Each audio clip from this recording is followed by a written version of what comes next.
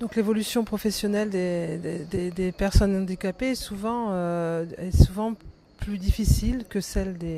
des autres salariés à la fois dans l'entreprise et quand ils sont demandeurs d'emploi, dans la mesure où la santé ou le problème de santé peut faire obstacle à cette évolution. Pour une entreprise, la problématique de l'évolution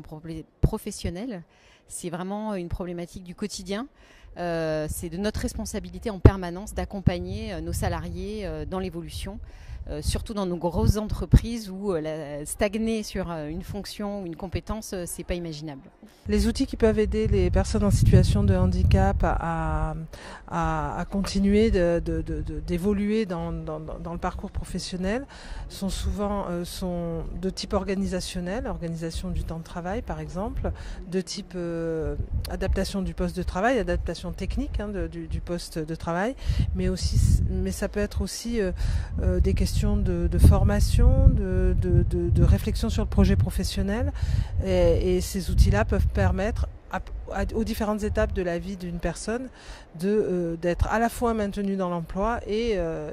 pouvoir continuer d'évoluer dans cet emploi. Le travailleur handicapé, par exemple, peut être jeune, peut être adulte, il peut être cadre ou non cadre, il peut être diplômé ou non diplômé, donc il peut relever de différents services et de différentes compétences au sein des différents acteurs.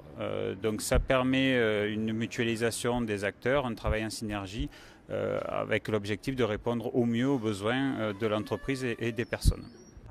Alors à l'AGFIP, on parle souvent de politique d'emploi de personnes handicapées qui permettent vraiment, ce sont c'est un accompagnement que peut donner l'AGFIP pour justement intégrer l'ensemble de cette question du handicap dans